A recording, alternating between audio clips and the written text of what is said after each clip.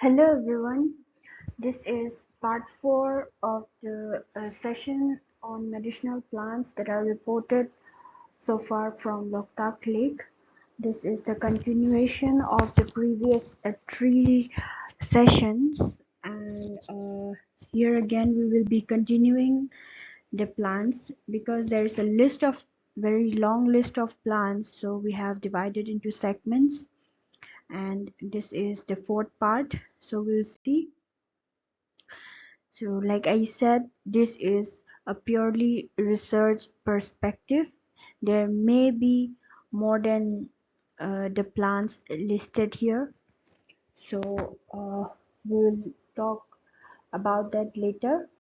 So first we will see the continuation of the plants. These are the references that I have checked out, and from where I have got the plant list.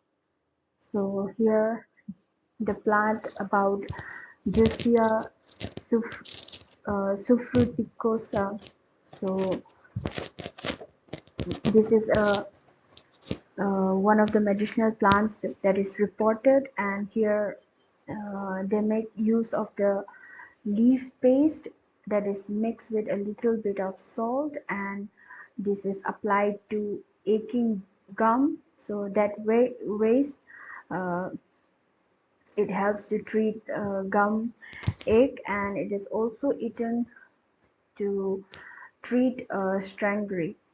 Strangry in the previous 4 sessions I have mentioned a lot of times, and this it means severe kind of painful urination, where you have a very uh, desire to urinate, but uh, it shows a very severe pain.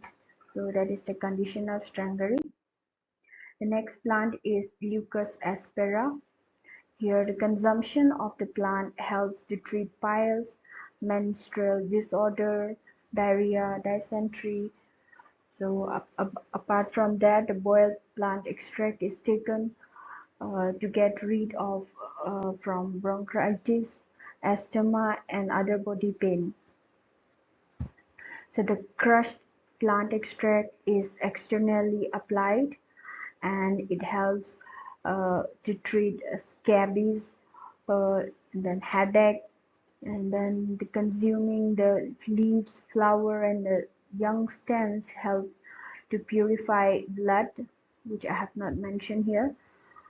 So apart from that, the plant juice is also applied uh, as a antidote to snake bite.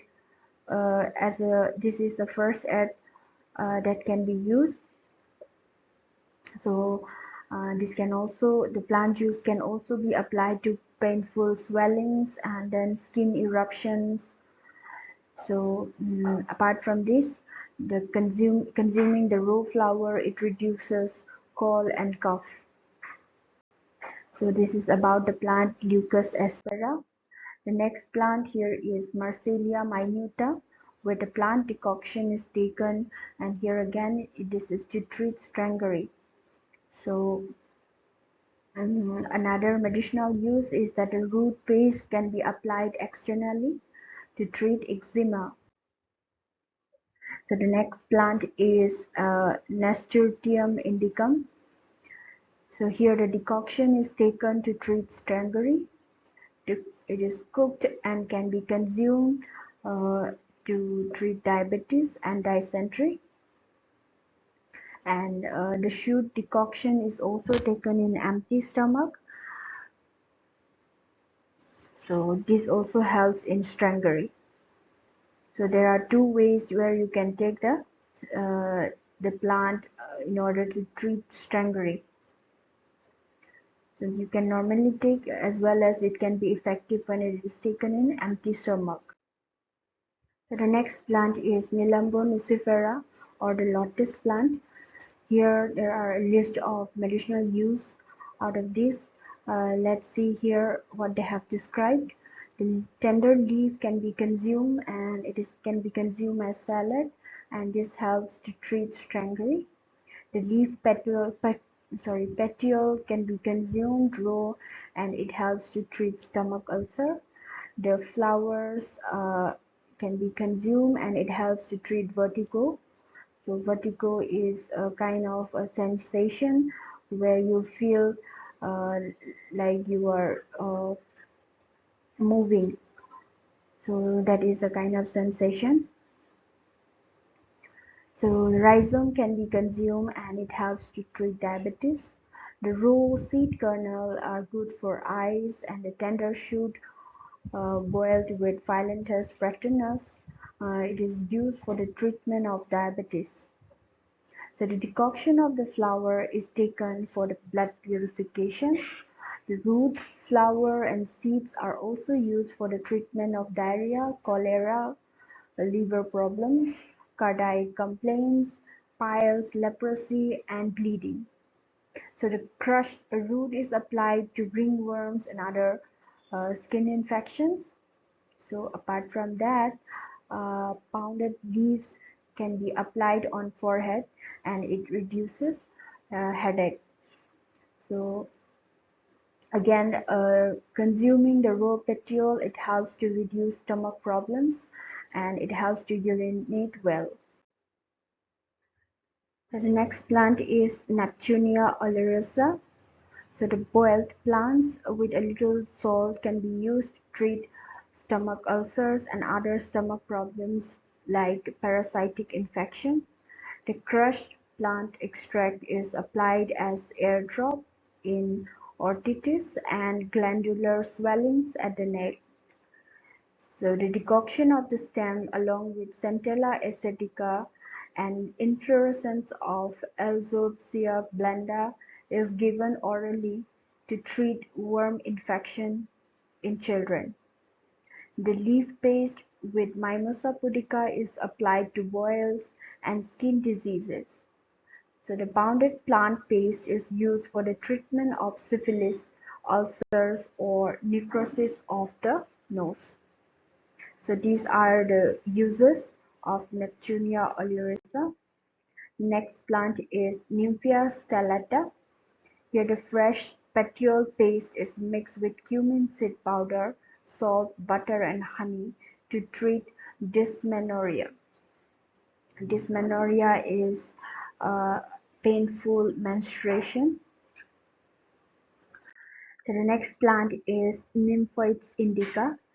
The leaf paste is applied to cuts and wounds, and the rhizome of this plant is made paste along with honey, and it is used for the treatment of diuresis.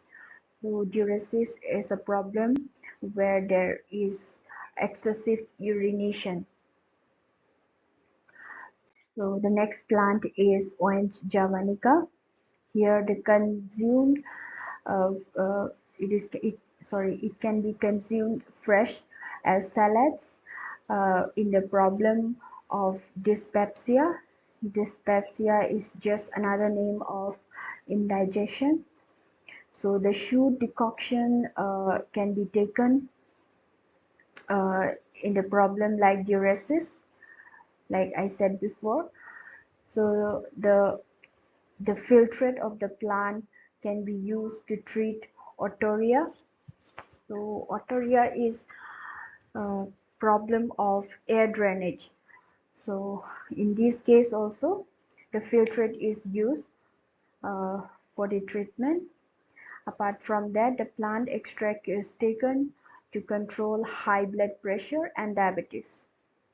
So the leaves consumed can act as an appetizer, and the fresh leaf juice taken for the treatment of liver diseases and abdominal pain. So consuming it helps uh, it as a tonic for ulcer and other stomach problems.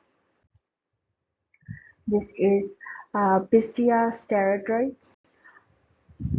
So here the plant paste is applied to boils and burns. This is a small aquatic plant, and this plant paste can help as a coolant to boils and burns. So thank you very much. These are some of the lists that are reported from the Loktak Lake as medicinal plants. Thank you very much.